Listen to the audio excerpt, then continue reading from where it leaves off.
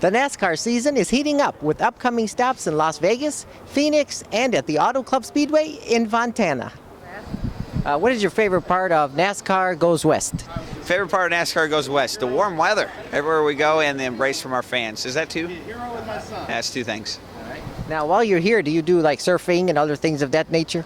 Yeah, we try to take a little mini vacation while we're out here on the West Coast. Last year we went to the Grand Canyon, which was great.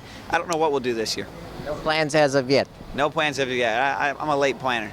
All right. Now, I talked to Roger Penske in Detroit, and it's the 50th anniversary of Team Penske. How are you going to be celebrating? We've already celebrated with Team Penske. We had a little party for the 50th anniversary. Now we got to go to work, win races. And what are your goals for the season? Is there a certain number of wins or top fives? My goal is to win the Sprint Cup Championship in 2016, and anything less than that is a little bit of a disappointment. Now, out here, we have the Auto Club Speedway. Talk to me a little bit about the track. Auto Club Speedway is one of the best racetracks in the country and probably in the world.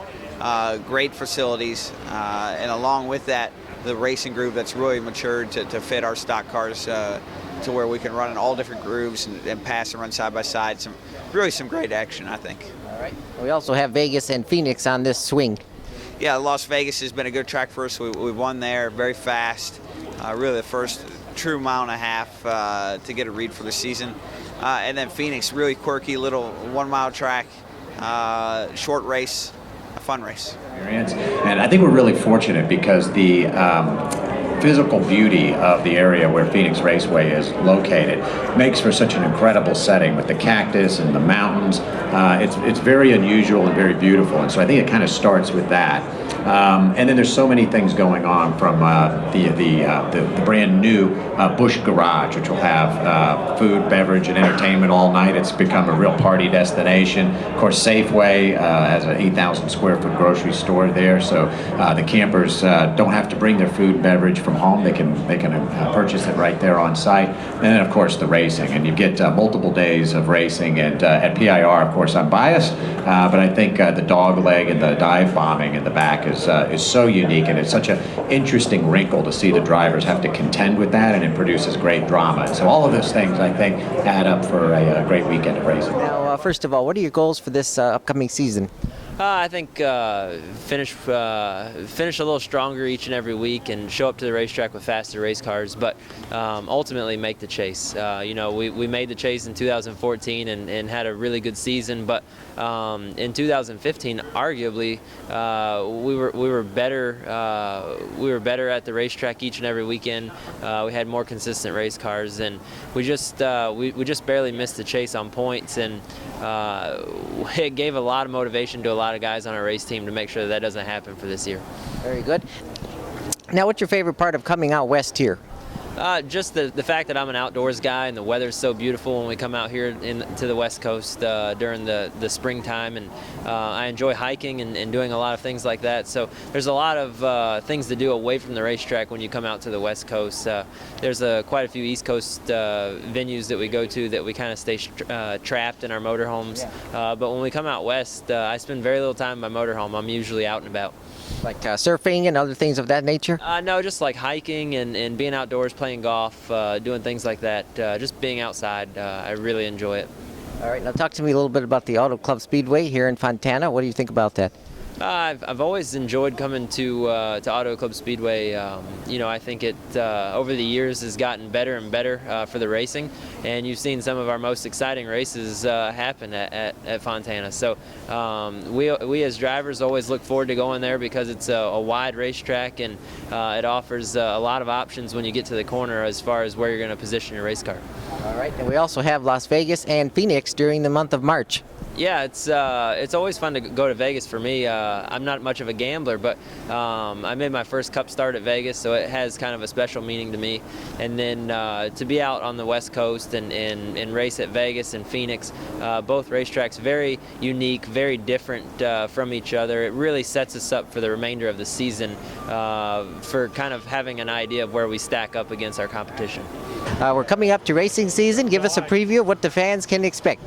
Well, I think the Auto Club 400 March 20th is going to be a fantastic event. We're really going to kick off the weekend, I think, on Thursday with the St. Patty's Day Fan Fest presented by Bubba Burger in our O'Reilly Auto Parts fan zone. So it makes a lot of sense on St. Patty's Day. The fan zone will be open up to the public for free that day after the Hauler Parade, and they'll be able to come in and do some shopping, see the Fanatics tent, and kind of check things out in the fan zone. So that's really going to start the weekend off.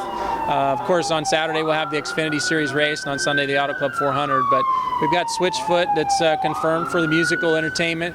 We've got some other things that are in the works that we can't announce yet, but we're getting close. There's just a lot of fun stuff happening. Of course, the infield is going to be themed with disco. We've got Disco Kings that will be playing in the infield, and a lot of fun things in there. The Bonds Supermarket will still be in full force. Monster Energy will still have their hospitality area that'll be opened up to infield guests as well. And then, of course, the fan zone will be happening. And we've had fantastic racing the last couple of years, so I have no doubt the on-track product will be very good. I think you heard Brad in the news in the conference there say that arguably it's the best racetrack and funnest racetrack that they enjoy running at, and it's just aged well. So I think it's going to be a fantastic weekend. I have no doubt. So we're ready to sell some more tickets, and get some more fans out there and try to get our third sellout. All right. Can you talk to me about any upgrades to the facility? Yeah, I think right now we've actually been painting the facility, believe it or not. So, we're coming up on our 20th anniversary year. In 2017 will be our 20th year in business there. So, there's things that we're doing to the facility from enhancements to that visually. We are developing a new club called Richter's on the terrace level area, and it's named after Les Richter, which we've affectionately called Coach for many years. He helped develop the racetrack and work at Riverside. But we lost him a few years back, and it's just a way to continue to remember him. But it's an offering for about 70 fans in this high-end club, pace car rides and driver visits and things like that. So it should be pretty cool, and there's just a lot happening. Now, I remember when Roger Penske opened the track, it was sort of modeled after the Michigan International Speedway. Do you want to talk about that? Yeah, I was actually hired by Penske Motorsports, so I've been there long enough to have worked for Roger and Greg, and the development of the track really was their brainchild and their force, and the connection to Michigan, and it's very similar to Michigan in the track layout, and I think they still have a fond place in their heart. It's kind of cool this year with them celebrating the 50th anniversary of Team Penske. Right. That's something that's I think fantastic, and it just speaks a lot about the organization, and they've been extremely supportive of what we do, and obviously Brad, with being our champion from last year, coming into the track, that was neat, and I'm sure they'll be working hard to try to get one of the Penske drivers in victory lane again for this year. All right. Any chances of bringing back the IndyCar series? Well, there's always a chance. We tried hard to get that done. They're going to be running at Phoenix this year, which I think will be interesting, and hopefully I think they'll do well there. Obviously a different type of racetrack, different style of racing for them. I would never say no. We're still in discussions with them. I still keep in touch with IndyCar. Our track produces incredible IndyCar racing. I think our race last year, in my opinion, the MAP TV 500 was probably one of the best races I've ever seen anywhere. And so we would need more people to get out for it, and a consistent date. I think that's the biggest thing for us. The date changed a lot, and we would need to find a date that worked for our fans and for us and in our schedule. So. Now, it has been a long time since the track has been repaved. Any talks of that? There's talks of it, yeah, but I don't see it in the near future unless something unforeseen happens. But no, we don't want to mess with the track right now because the racing has been too good. So I think we'd have a lot of people upset with us if we mess with the track at all. Any other final comments you would like to make?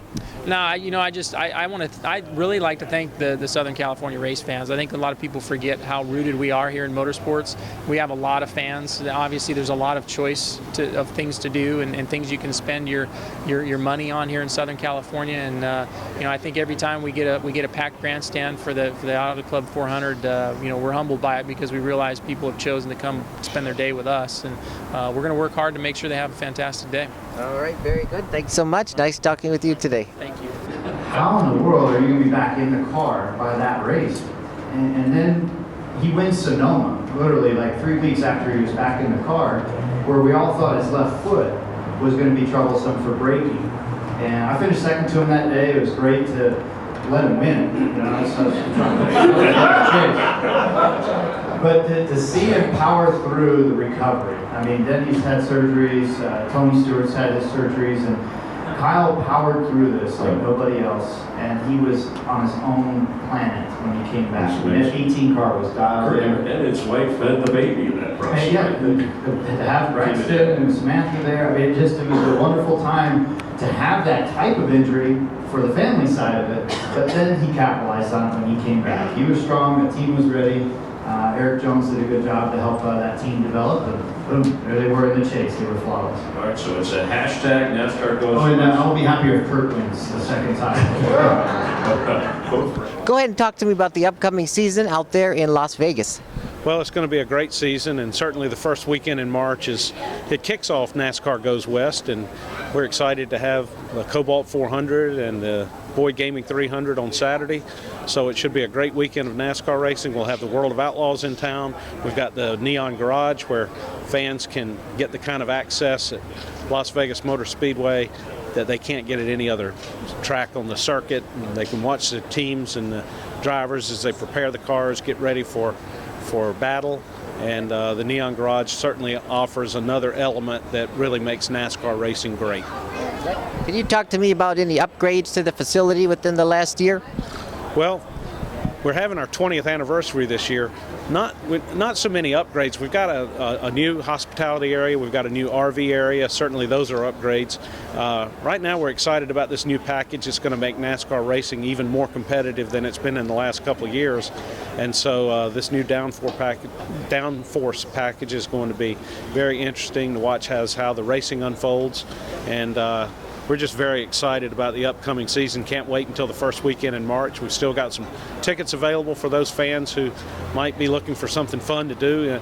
Not only is it great NASCAR racing, but you get all that Las Vegas has to offer with the gaming, the great hotels, the great restaurants, the great entertainment options on the Strip and downtown, and certainly great NASCAR racing at the Speedway. All right. Any plans to bring in the IndyCar series?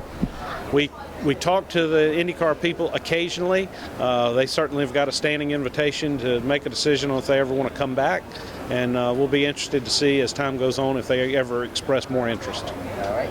Now, are there like shuttles from the casinos that they could take right to the... We've got something called the Speedway Shuttle, and fans can come into town. They don't need to rent a car. They can get a very economical ride to the Speedway all 3 days of NASCAR weekend. And not only that, but we offer a tremendous backdoor route at Las Vegas Motor Speedway, so there's no sitting in traffic. You just drive straight out to the Speedway. We've got a secret passageway to get fans out to the Speedway on the Speedway Shuttle, and that's all described on our lvms.com website. All right, thanks so much. Nice talking with you today. Thank you very much, Jason. NASCAR's West Coast Swing begins on March 6th in Las Vegas, continues to Phoenix on March 13th, and wraps up at the Auto Club Speedway on March 20th.